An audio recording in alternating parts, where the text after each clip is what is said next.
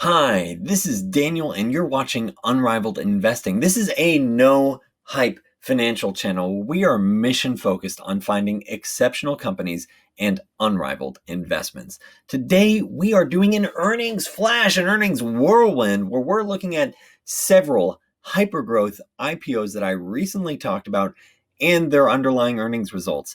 So we're looking at GoodRX, we're looking at Palantir, we're looking at Unity, and trying to understand how are they doing? How are they delivering? Size up the results. But before digging in, a quick plug. If you enjoy learning about potential multi-baggers, make sure you subscribe. If you're already a subscriber, I do appreciate that thumbs up button. And also, you can go to unrivaledinvesting.com for exclusive content just for Journey subscribers that want to see more, that want to see what are the potential multi-baggers that I might try to identify each month, as well as my own personal portfolio, what I'm buying, selling, and holding. Love it when you post questions at the end of this video saying, hey, I learned a lot, but I'd love you to look at this company with an unrivaled value proposition. So feel free to leave a suggestion below this video. Thank you. Let's dig in. So first, GoodRX third quarter results. The company, broadly summary, what does this company do? You can go to the video that I did that actually did a deep dive in terms of their business model. But, the 10-second summary is it's a company that's looking to lower prescription costs in the general, healthcare ecosystem by switching customers over to a cash basis payment and using pharmacy benefits manager pricing versus insurance pricing. If you want to learn a lot more details, watch the original video that's just on GoodRX. And I'll leave links to each of these videos that I'm going to talk about or I previously talked about below the description of this video. So third quarter results were broadly very solid, primarily driven by their monthly new users. The monthly active users grew 29% year over year. You can see that it did get hit because of COVID, where people just weren't seeing their doctors, weren't getting prescriptions. And so you did see this downtick in the second quarter because COVID in the United States really started ticking up in March. And so then that primarily hits the second quarter. And so you can see people are starting to recover.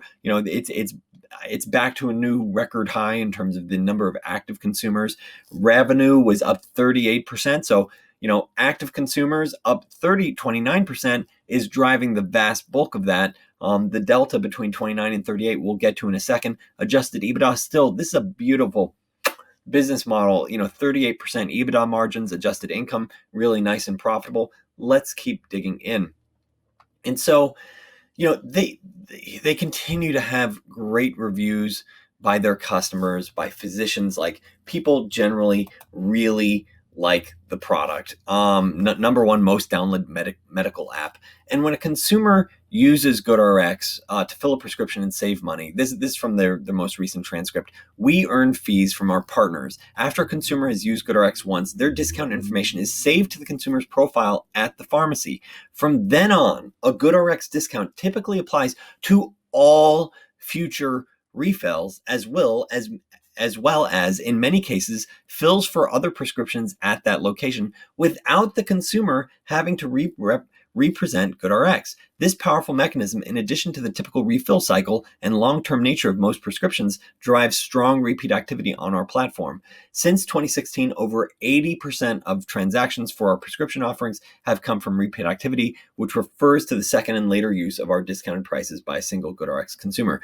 This is a really beautiful business model where they're effectively saying, hey, once a consumer uses that coupon once on a prescription and you're getting prices that are 85% cheaper than what you could get otherwise, you don't have to show that coupon again. It's probably going to be saved at the pharmacy and they're just going to know, oh, you're a GoodRX customer. And then they might, in some cases, say, hey, you've got these other prescriptions, we're going to apply GoodRX to that as well. So GoodRX just starts getting these beautiful recurring revenue streams where over 80% of their pharmacy revenue is recurring in nature. Just beautiful. Like, customers love them, physicians love the app, and you can see why it's sort of this triple win virtuous cycle.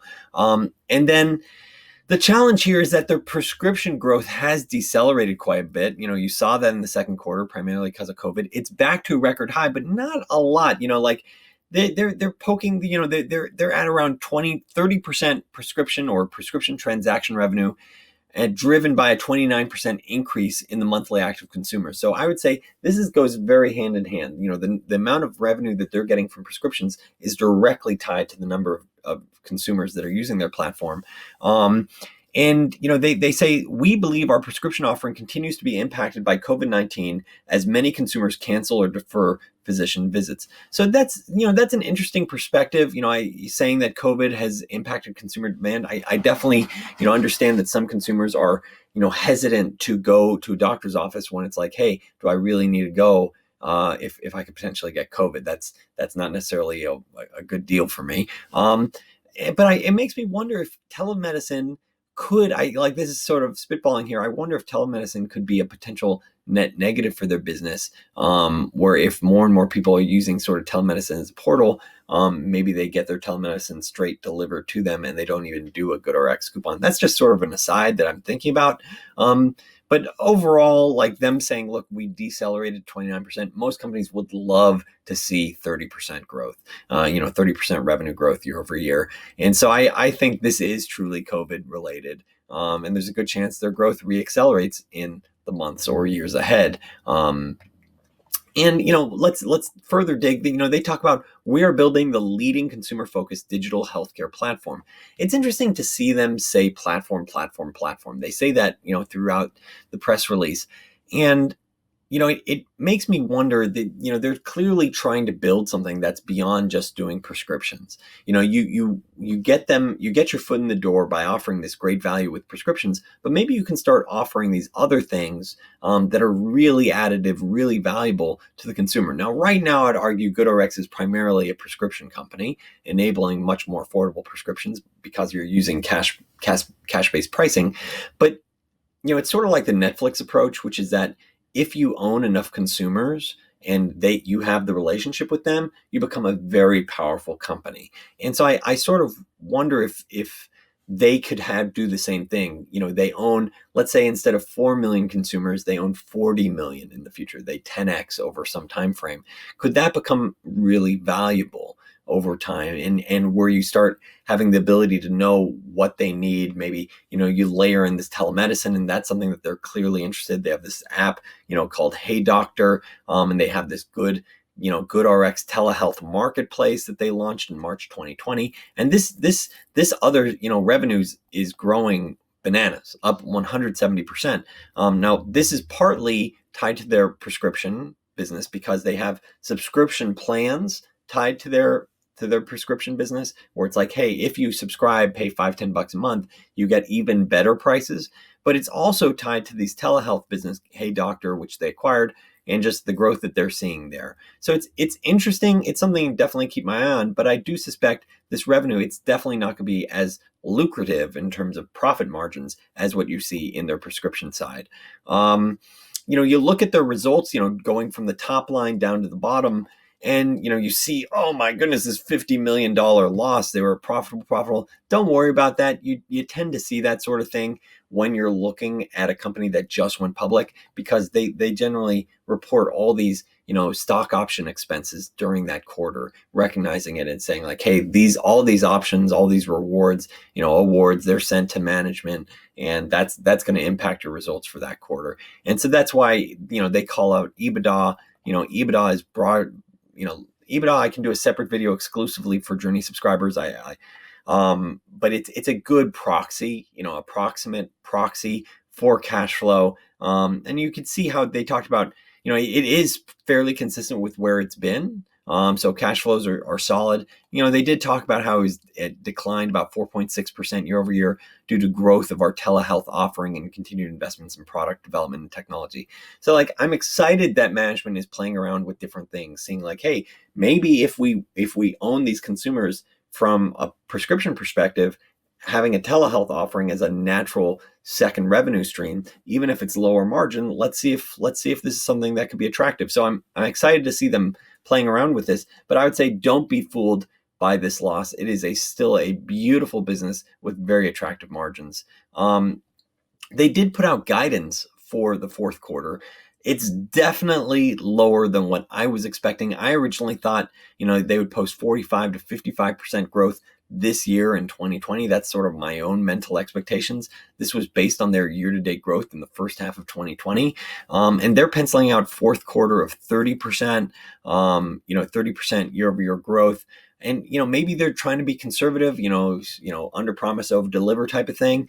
The challenge is that when you're, penciling out, 30% growth and you're previously doing, let's say 40 to 55, the challenge is when you have a lofty valuation, you better beat expectations by a wide margin. Otherwise, the stock re-rates lower, because that's sort of the trade-off. Like, the higher the valuation, that means the higher the expectations are built in. They are expecting you. Investors are expecting you. When you get this lofty valuation, they're expecting great results in the future. You need to you need to blow away expectations, the richer your valuation. And honestly, it's right now 35 times 2020 sales is kind of rich. So let's keep going. So this is a quick overview of GoodRX. Next up, we have Palantir. That's the secretive consulting firm looking to become the go-to software and AI solution for the US government, select countries, and various commercial interests. I'll post a link to my previous Palantir video if you're interested. So, wow, looking at their results, I was really positively surprised by their results. 2021 guidance of 30%, the fact that they're even talking about 2021 when we're still in the middle of 2020, and they're saying, yeah, we're doing at least 30% growth. That's super interesting to me. That means they have several large contracts in the works. And, what do we see in the third quarter? 50% plus revenue growth. That seems like an acceleration. And indeed it is, because they're raising their full guidance for 2020. So to a range of 1.1 billion, about up 44% year over year. So you're definitely seeing an acceleration in revenue growth. They talked about these new contract wins like the US Army, NIH, and $300 million renewal from an aerospace customer. There's a couple. This key point is the one that really makes me, confirms my thesis that this company, Palantir, is aiming to become the go-to for commercial interests and governments to apply artificial intelligence, machine learning to their problems, giving them the solutions that only AI and machine learning can offer. And this bullet point is a key example. In September 2020, we were selected among 999 bids for a 2-year, $91 million contract with the U.S. Army Research Laboratory to provide artificial intelligence and machine learning capabilities for military planning and defense ops. So, i.e., we beat out everyone else for a research contract regarding AI and ML. That's super interesting. This reinforces the thesis of this is a company that's is going to have the go-to solutions for AI, for government contracts, whether or not it's defense, health, whatever, as well as commercial interests. What else? They talk about, how they've recently dramatically increased their work on the coronavirus in terms of research and response. We were selected in September 2020 by the National Center for Advancing Translational Sciences, a federal research organization based in Bethesda, Maryland, and operating under the U.S. National Institute of Health, for a $36 million contract to provide our software to the Agency for Cancer and Coronavirus Research. And they say our software was used to integrate clinical data from more than 1 million patients in the United States in a matter of weeks. So they took all this data, incorporated it into their platform within a few weeks. And this is an example of, this is super important stuff. A program run under the NIH that maintains the largest clinical data asset in the world regarding the development of the coronavirus. So they are at the forefront, providing the tools for the U.S. government to tackle the coronavirus. Now, maybe you shouldn't be banging that drum too loud, just given what a terrible job the U.S. government has done responding to the coronavirus, but maybe that doesn't have to do with their efforts. Maybe that has to do with top-down and sort of leadership that not able to communicate that everyone needs to wear a mask. Another example is in the United Kingdom, for example, our software has been used by the National Health Service to allocate and distribute more than 2.7 billion items of personal protective equipment across the country. This is critical software that is enabling, critical services like 2.7 billion items of PPE, getting distributed across the country. And part of the thesis might be that, hey, if it's good enough for national security, it's good enough for our business. And so I could see the sales force sort of making that argument. And you see this like, hey, an oil and gas company, a customer, one of the largest energy companies in the world, identified a new opportunity to use our software to save costs in connection with oil exploration activities and generated 57 million in cash savings within weeks of starting to use our platform. Just think about that. Like, this is a platform, maybe it costs a couple $1 million at most, with integration. And here it is, they save $57 million within weeks. Great return on investment. That's going to be a case study that their sales force is just going to be able to pound the table on to get more and more customers. The energy company identified an additional 315 million in cost saving opportunities using our software. And the company's management is currently targeting another 1 billion in total, a total 1 billion in total savings in the coming year through the use of our platform. Then another example, a major consumer goods company in the United States recently turned to Palantir after an investment of more than $100 million in another enterprise software failed to produce results. So a CPG company, consumer goods company, spent $100 million on an enterprise software platform, and they didn't get the results they needed. Think about that, like that terrible investment. No wonder why they can't mention the name of this company. Like, I'd probably short it if I heard something like that. I wouldn't short it, but you get the gist there. Like $100 million wasted on software. That's a big deal. The customer began using our software within days to help address disruptions to its supply chain as a result of the pandemic. The company has since expanded its use of the platform to identify cost savings in raw material purchases across its business. Wow. Like, overall, I was very positively surprised by Palantir's results. I was also surprised by their profitability. They penciled out, sort of adjusted operating income of around 25% margin. Now, this does exclude stock-based compensation, which bothers me because, look, it's a cost, it's an expense. You need to view any sort of adjustments. You should be including your stock-based compensation. That should lower whatever your reported profitability is. But that said, they're saying, look, our margins are around 25% this quarter if you back out stock-based comp and any sort of listing charges.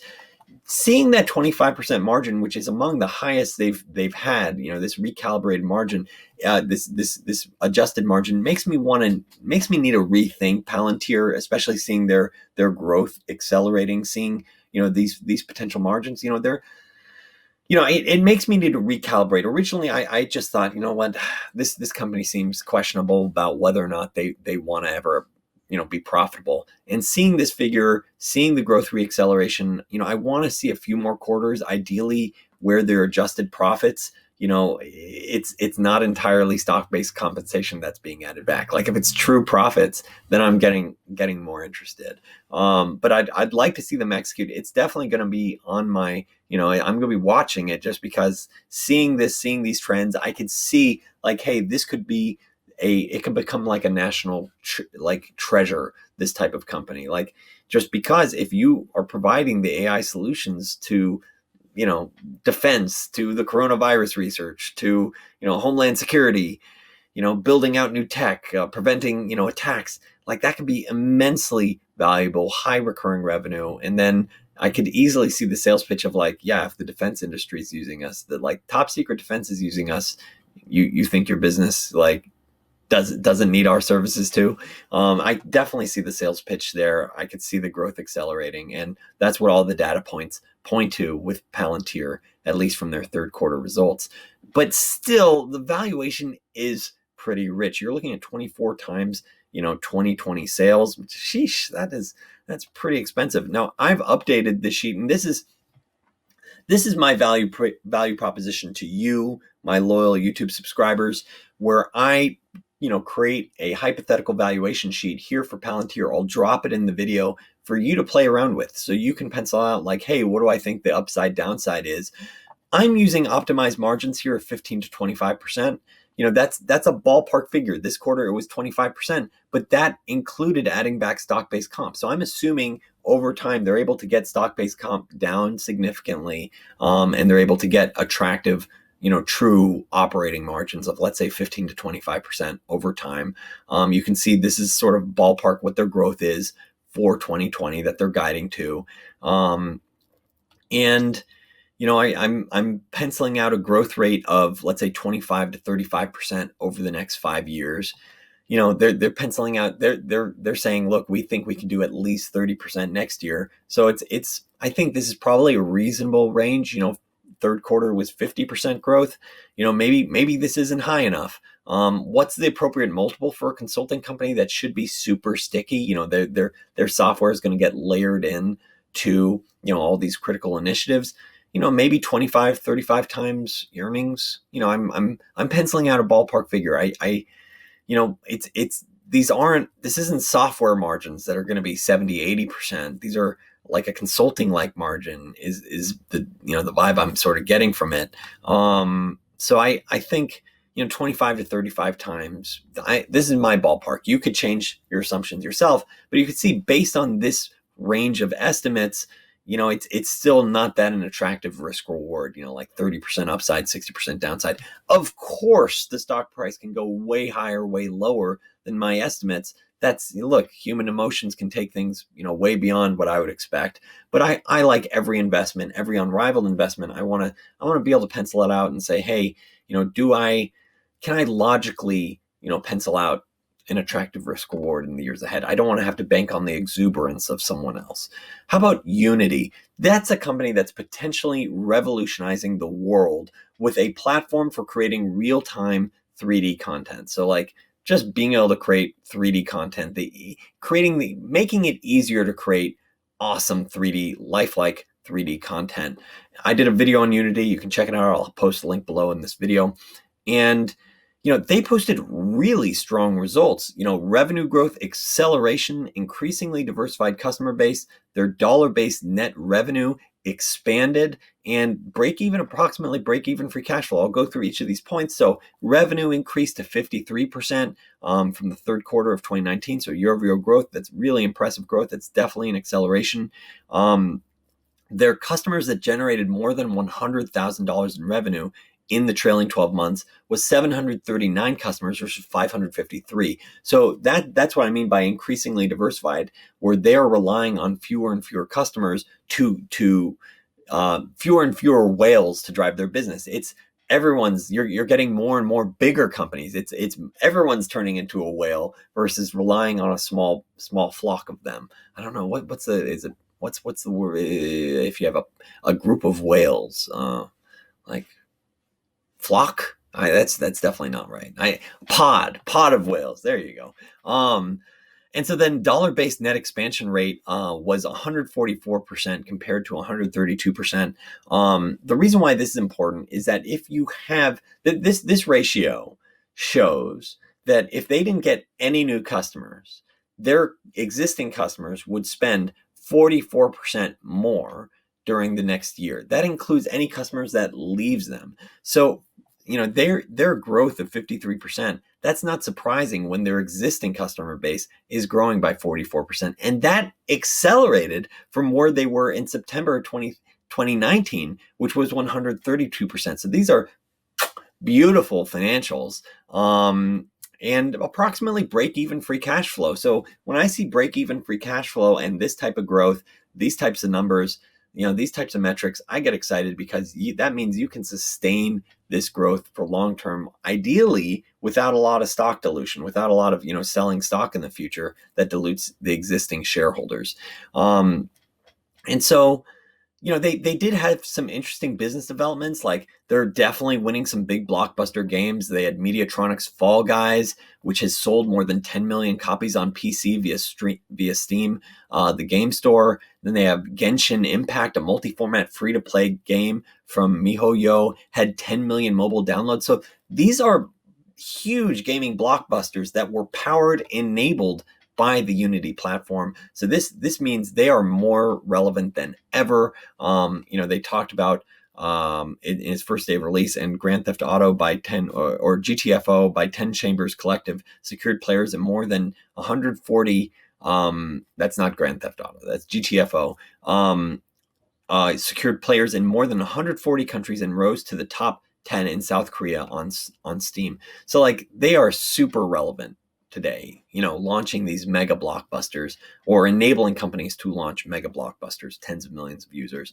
And then they're also like, it's interesting to hear them talk about a content delivery network where they're saying, look, we have an enterprise grade, low complexity CDN that helps game developers deliver live game content updates to the right users at the right time. And this makes me wonder if the whole CDN space will get disrupted by certain silos where it's like, hey, we are a provider just for game companies. Use our CDN that we're building out for you. It makes me rethink companies like Fastly, which are trying to appeal to everyone. Like, is it possible someone like content like Unity could sort of disrupt that business model? And then they also talked about this Lego micro game allows users to create content with no coding experience. Sounds super interesting. You can create this 3D game in less than an hour with no coding experience. So like the stuff they're doing sounds really sexy, really appealing. They're putting up the growth figures. They got the right metrics. What about their guidance? What do they see in the fourth quarter? And they're saying like, whoa, they're saying the guidance growth rate drops to 27 to 29%. That's from 50% in the third quarter. That seems like serious sandbagging to me, especially given the fact that their dollar-based net expansion ratio went to 144%. So the existing customer base increased 44%, excluding any new customer wins. So like that, this just doesn't make sense to me. Seeing that figure makes me think they're sandbagging. They're looking to have this like, hey, we put out this and then our results were way up here, beat and repeat sort of approach. But I feel like you can't do this if you're at a super rich valuation. Like if you're at their valuation, you can't say, hey, we could potentially decelerate growth dramatically in the next quarter. And you might see that in the stock price taking a little hit. Also, the share count that they were posting was definitely a little higher than what I was previously penciling out. I wonder if that's some convertible debt aspect. But what about valuation? It's a great company. The problem is everyone knows it and everyone's willing to pay through the nose through it. And look, around $100. Maybe it opens a little lower after their earnings. It's around $32 billion valuation based on the updated share count that they had. If you look at common financial news channels, they're using a lower share count than what management's penciling out here. And penciling out their growth, 39 to let's say 45% growth for 2020. Optimized margins. This is the margins that I'm sort of penciling out, given their business of, let's say, a range of 25 to 35%.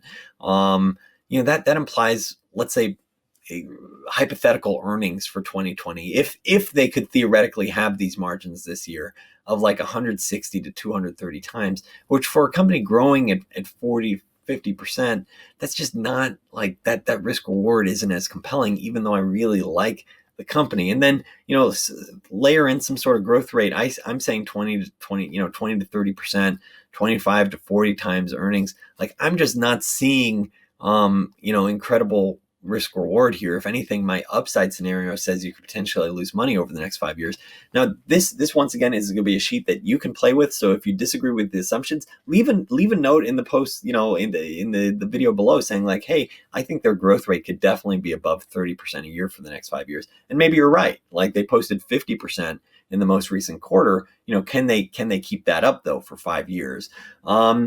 And here's the part that gets a lot of people in trouble with investing is that if the valuation stays at this really lofty level for the next 5 years, you'd probably get a great return because your return would be based on the fundamentals growing at 20 to 30% a year. So like, hey, great investment if the valuation stays the same. But if the valuation starts to come in a little bit, it might be a lot tougher. And that's sort of what my, hypothetical valuation sheet here is sort of penciling out. I, at the end of the day, like penciling out like realistic or logical assumptions, saying like, hey, logically someone could pay 40 times for this 5 years out from now versus assuming like, hey, you're always going to be trading at a theoretical 200 times earnings or 150 times. That's just not sustainable over a multi-year, even multi-decade perspective. I don't like banking on exuberance. That said, occasionally a stock will stay at a lofty valuation for years and you'll say you were a dope not for buying it. That's okay. Like I'm I'm okay. There are enough situations where it's like, hey, you can pencil out an attractive risk reward, where I do think this stock's a potential multi-bagger, and the risk reward is a lot more attractive. I'm not penciling out, let's say, 73% downside in my worst case scenario. So which stocks are getting my interest? I think you're going to know my answer. You're going to have to go to unrivaledinvesting.com, click on Journey to see my exclusive content. I aim to identify potential multi-baggers each month exclusively for Journey subscribers. You can also see my personal financial journey, what I'm buying, what I'm selling, what I'm holding in my portfolio. Also an exclusive educational series talking about investing. And the reality is, finding just one potential multi-bagger can change your life journey. So if you're interested in following my journey to find these potential multi-baggers, go to unrivaledinvesting.com. If you enjoyed this video, please subscribe. If you're already a subscriber, I love the like. I love the love. Thank you so much for watching.